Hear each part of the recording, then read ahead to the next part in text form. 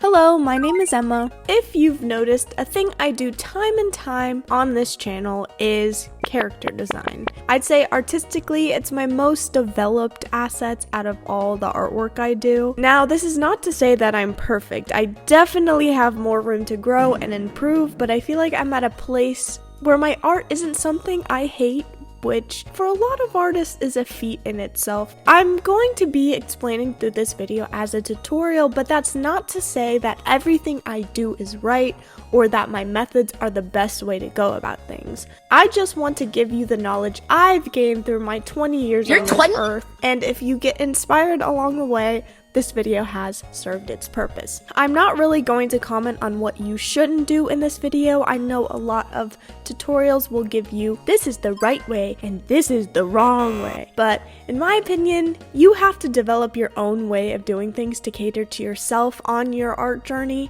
Make your own God. Sorry. Everyone's art is different and is at different stages. Unfortunately, I feel some of the things I was taught not to do as a young artist on the internet really stunted me and limited my scope for creativity, so I hate to do that to somebody else. Take everything I say with a grain of salt, please. Maybe this video won't be hard-hitting and harsh to help you improve your artwork in 10 days, but I hope you get something out of this. We are going to cover these examples in this video. 1. A character made from scratch, which will be a completely new character with a brand new design and original story. 2. A character that will be designed and written into an existing story. 3. A redesigned character from the past that you had when you were younger or one of your first OCs that you want to give a new life. I will also be going over how I generally pick colors, render, and much, much more. I'm saying I love you. I'm saying it out loud. So you want to create a brand new character. Where do you start? I usually start in what I like to call in my brain phase. Most of my ideas for character design stem from a general picture I get in my head and I just run with it. But for this character, I had to use other methods because I didn't know what to do. My advice for people who are stuck is to look to things you take interest in. Books, movies, TV, sports, jobs, whatever tickles your fancy. Think about that. There's this stupid little 90s movie that I love called The Cutting Edge. It's about a hockey player and an ice skater falling in love, blah blah blah. If you like rom-coms, watch it. But it really started my fascination with figure skating. Never done it, never will, but I love consuming media about it. So I wanted to create a figure skater. Now, you don't always have to have a particular thing to go along with the character. You could just make a character that looks cool, but if you have a certain hobby or profession in mind when creating a character, it might be a more interesting jumping off point because you have a little more to work with. You can also take inspiration from an outfit or fashion style that you're really into. Picking from your interests when designing can really make all the difference and might help you retain interest in the character long run. I usually start by sketching silhouettes, which if you don't know is basically what a character would look like if they were just a shadow. So just their general 2D shape. It's simple, you don't have to overwhelm yourself with more formulated ideas just yet, and it's a good way of getting ideas to flow. For this character, I knew I wanted 2 things. Big leg warmers and earmuffs. The rest I was throwing ideas at the wall, see if they stuck. That was it. I usually come up with at least 3 different silhouettes just so I know I was thorough. It's hard not to go for the first idea, but it's always good to have more concepts to play around with. I've been working on pushing myself more to not just go with the very first idea, no matter how tempting it is, and it's very tempting. I ended up choosing this one since I think the leg warmers and skates are the right kind of pronounced to balance out the rest of the form. I also knew I wanted to have the earmuffs be the more prominent feature of the head, so I made the hair pulled back and her pigtails pretty thin. It kind of gives her like a bug feel, but I kind of like it. When designing how a character looks, these are the things I start to think about. 1. What time period is this character from? Are they from modern time or the past? If they're in a more fantasy setting, how would people dress in this world? 2. What is this character's style? Do they want to blend in more, or are they more alternative in their clothing and stand out from their setting? What implications could this have on their personality? And 3. What is this character's traits? Are they more cheerful or shy? How would this affect their body language and how they present themselves? Now, I want to remind you that in this concept phase, I'm not worrying about being perfect. In my opinion, this part of the process should be rough, just putting ideas on paper and seeing which one I like the best. So I decided I want this character to be from the early 2000s. Maybe her outfit isn't that accurate. It might be a little Y2 slay if I'm being honest. But that's to show even if your character is from a particular period of time, doesn't mean you have to be finite in your ideas. Take liberties where you think they should be taken. If your character looks out of the norm, you can make up a reason for that in their backstory. Why do they look out of the norm? It's all about asking yourself these questions and coming up with answers to fill in the holes. Case and point, for this girl, her look is, like I said, a little bit out of the norm. But as I said, you can come up for a reason for that. Well, let's just say her style was different because she is really meticulous in what she wears, maybe wanting to stand out. I went for a more classic ice skater casual outfit with a little more layers, keeping in mind the silhouette I picked out. You can see I kind of landed on an outfit really fast. Sometimes I just get fixated on an idea and I just run with it and I don't look for other avenues. It's bad, but I don't care.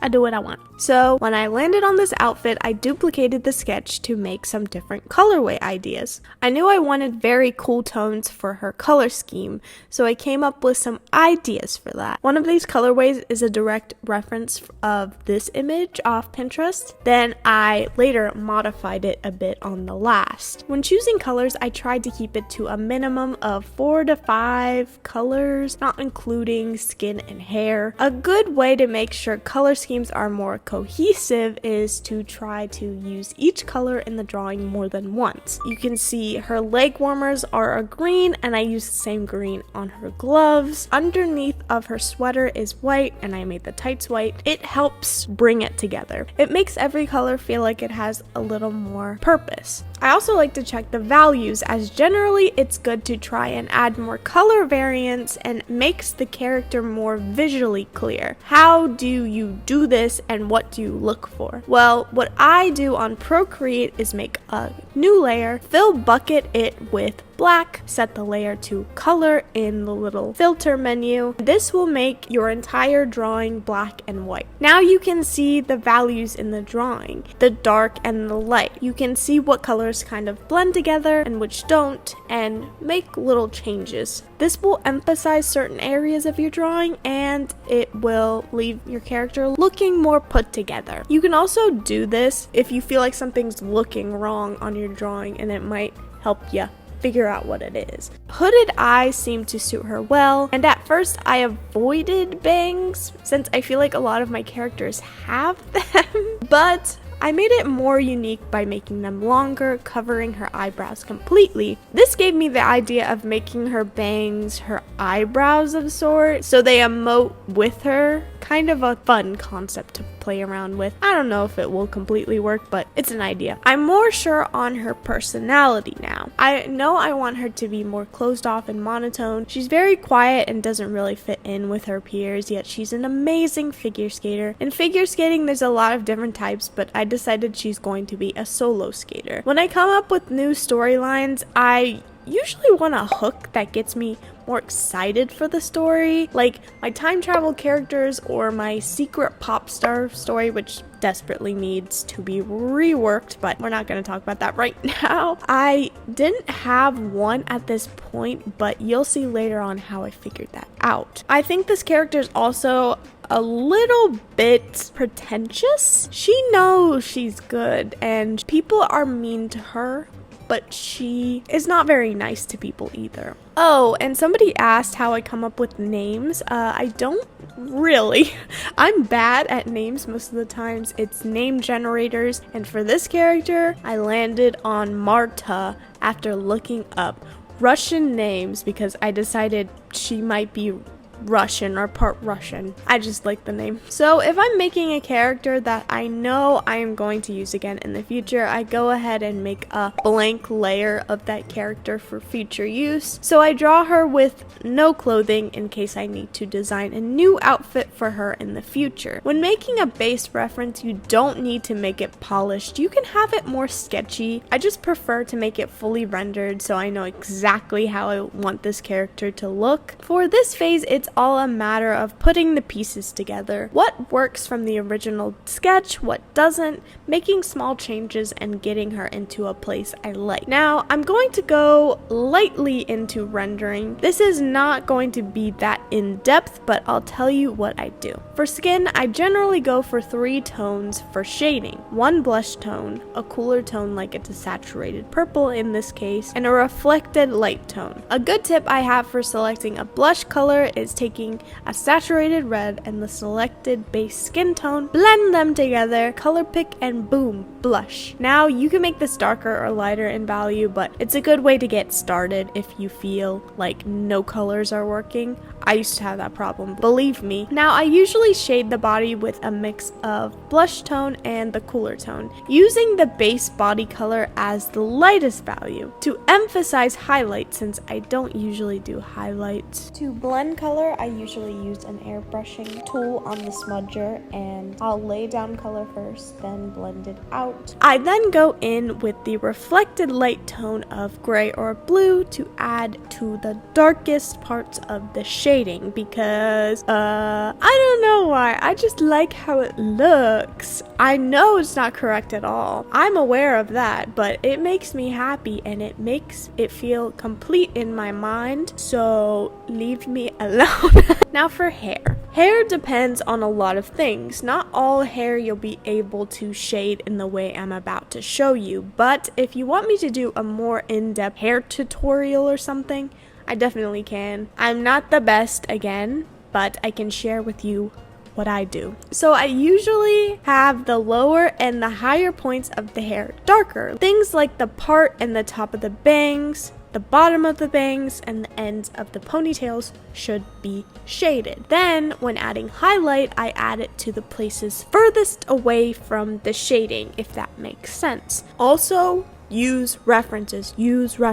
It's so helpful. I then add some hair strands on a layer on top to add some movement to the hair and give it more fluidity. Now on to the outfit. When I do this method of character design, I usually fill a layer with white and lower the opacity over the entire illustration so I can see what I'm doing more clearly when I sketch the clothing. The clothes are pretty straightforward since I already designed them beforehand, so I don't have much to comment on for them. I just want to keep in mind what I need to emphasize in the silhouette and I should be good. For shading the clothing, I usually do it on a separate layer, picking more desaturated bluish tones and adding that reflected light again to the shadows. Flipping the canvas can also be very good, which basically means inverting the direction of your illustration. You know, the old flip canvas look bad haha funny art joke, but it is very real and can keep your designs from looking wonky. But I'll be honest, I don't do this a lot. I know I should,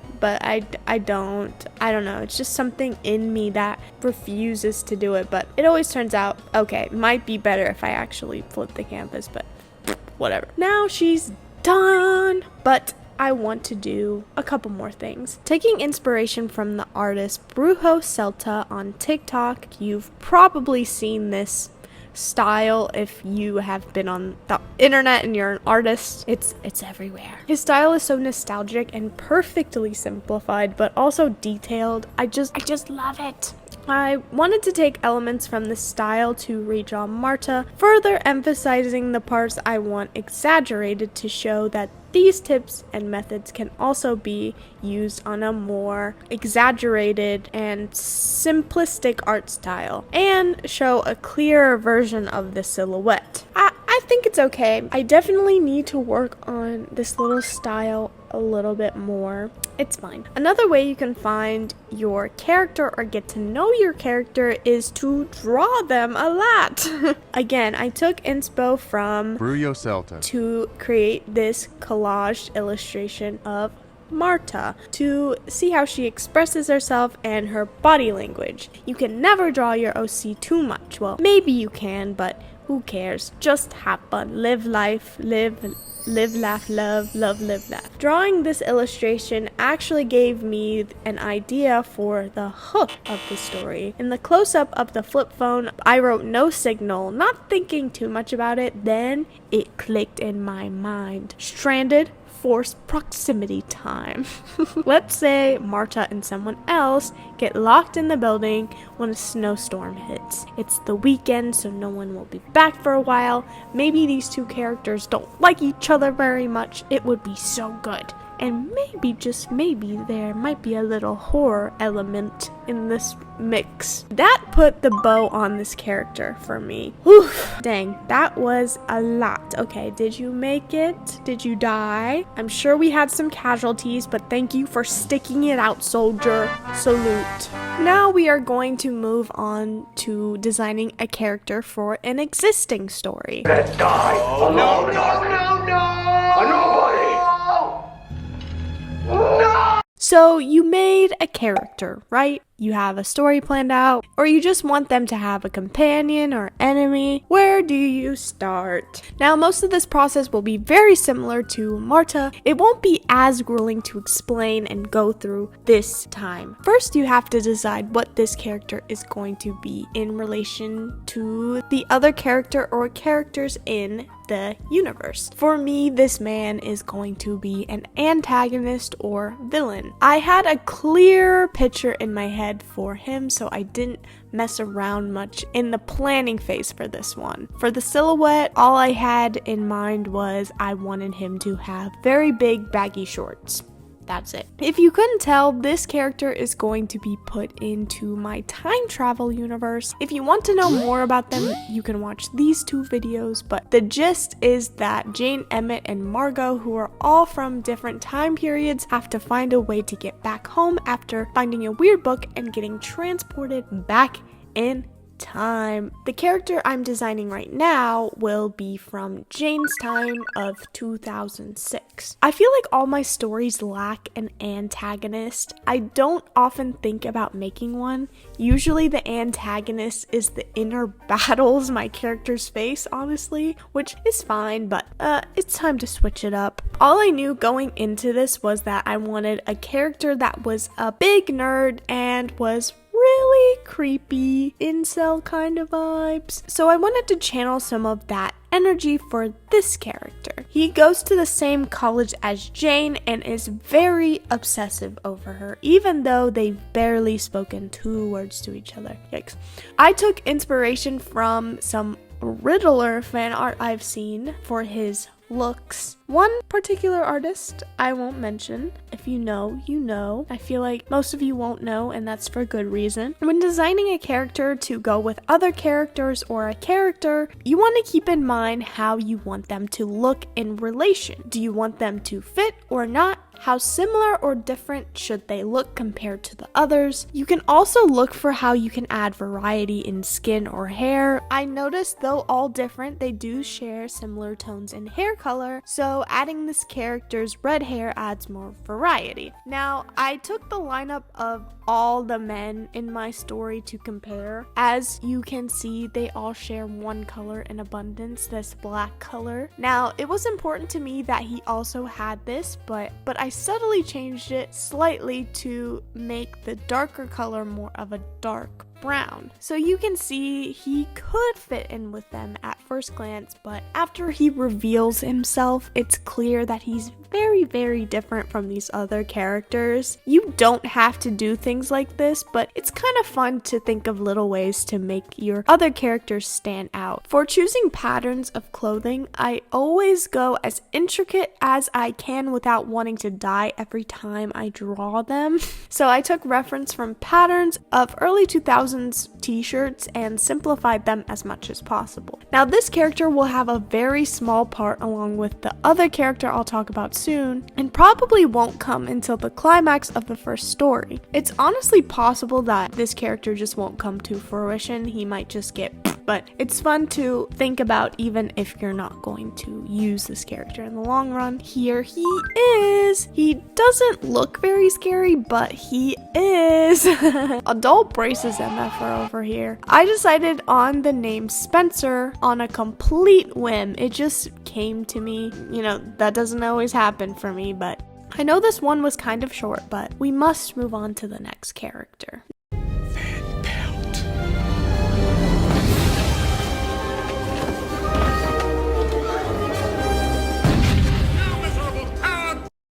For the redesigned character redesign. If there's one thing I'm known for, it's that. Again, this character will be in the time travel universe. Her name is Alex, and she was my scientist OC, along with some others, but they're going to be still dead today. RIP. All I remember was she had a tragic backstory. She was bullied as a child, and that made her messed up. She was really impulsive and didn't make the best choices, but that's about all I had character-wise for her.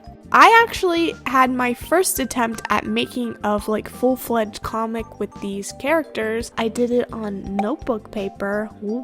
It was very, very bad, and I won't be sharing it with you right now, but maybe if I look at old artwork, I will. When redesigning a character, I usually try to keep the essence of the original design.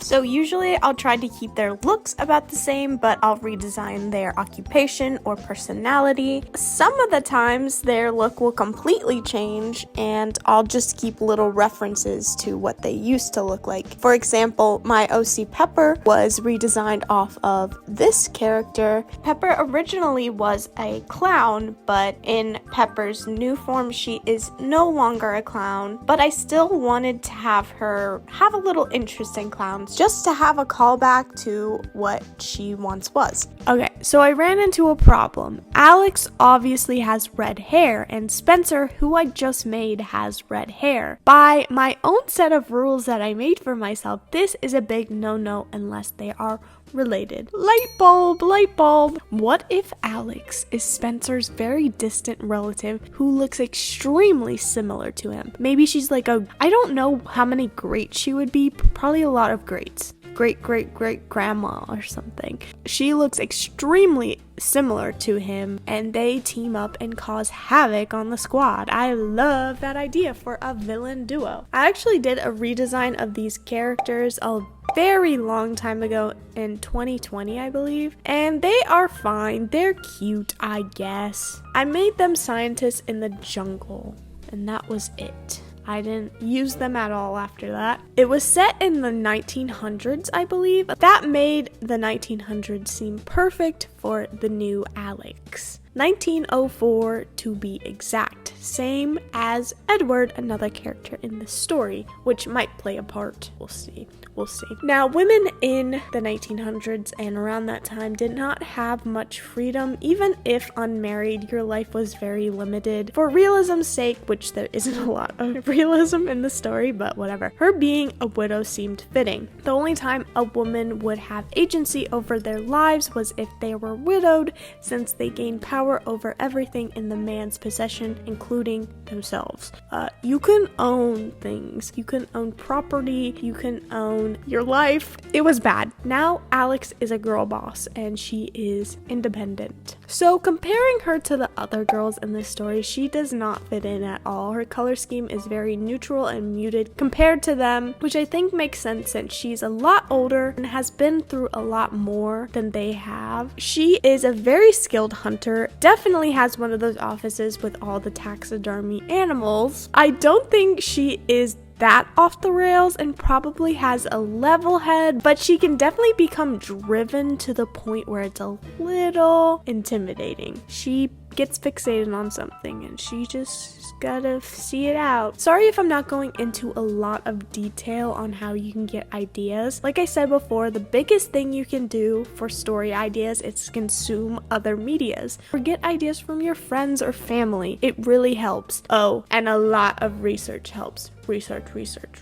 Speaking of media, I recently watched the old Jumanji movie. You know, the one with Robin Williams. And I was reminded of the existence of Van Pelt, who is one of the human villains in the movie. He really scared me as a child, and this fear gave me inspiration. I really like how he came out of nowhere and just started hunting Alan in the movie, so I wanted a similar vibe with this duo. They're going to come out of nowhere to the audience and to Margot, Jane, and Emmett, and they obviously have a mission to get that book at whatever cost. How or why they got there, I don't want to reveal too much of, because honestly, I'm not completely sure yet. These two have been my biggest challenge in writing so far for this story. But to give you an idea, I'll give you this. I want Spencer to be following Jane, without her knowledge of course, and accidentally get transported with her when she finds the book. But instead of going to the same time period as Jane, he goes to 1904 with his ancestor Alex. Now, why the book sent him there instead of going to the same time as Jane, I don't know. I haven't come up with a reason for that, but it's okay. I've realized that more time than not, when I take my time with something and not rush it too much, it usually comes to me, and I know it will come eventually. Honestly, that's the best advice I have for writer's block. Yeah, it's hard. Alex's design was based on these images for her outfit and this for her hair. References, people. They'll save your life and your brain. Yay! Woo! We did it! While the speed paint of Marta plays out, I'd like to answer some of your guys' questions on stuff I might have missed, since I made a post asking some specific things you might want to know. So let's get into that. At Mulberries Ask, I love to know how you decide your color palette. Your characters also, I always feel like they have unique silhouettes, and I'd love to know your process in making a design that stands out. Thank you so much, that is so sweet. For color palettes, I usually go by feeling, if I'm being honest, but it didn't always used to be like that for me, believe me. It took a while to get to this point. I'd say if you're struggling, use palette generators, there's a lot of them online, or look at some other artist works to find what you're looking for in your own character. It's very helpful. It's always been helpful to me. Sidness Anders 5112, I'm sorry if I'm saying that wrong. How do you figure out what you want your characters to look like? What's the process? Do you look at real faces for reference and kind of emulate it in your own style, or is it purely out of your own mind? It depends really. Sometimes I go off the top of my head, but it's really beneficial to use references of faces in real life. I often use references of people with particular features I want to replicate. So yes, I do sometimes use real life faces. It really helps your form. Even if you don't use direct references of faces for your characters, knowing the fundamentals, no matter how simple your art style might be, can be really good to do. At Webfog asks, I would love maybe some advice on how you express a character's personality without it being in your face, like in face shape or maybe their clothes. I don't know how to explain it. I get you. I don't know how to explain things either. I don't know why I'm making this video right now. If you want to express a character's personality more subtly, I would make sure you have a strong grasp on what this character is like beforehand. What are their core traits and what extremes would they go to? Once once you see that, you can pull it back to show hints of those extremes in a more neutral way. That's the best way I can explain it. I hope that makes sense. But also, don't overthink it. Sometimes it's better for the character to just find itself through drawing them. It's happened to me countless times. You can do it. I believe in you. Mwah, mwah. Your fave Stargirl222 asks, please do a tutorial on how to pose your characters. I literally don't know how to, and it ruins all my drawings. I'm sure that's not true. Your drawings are good. You're good. I say Pinterest.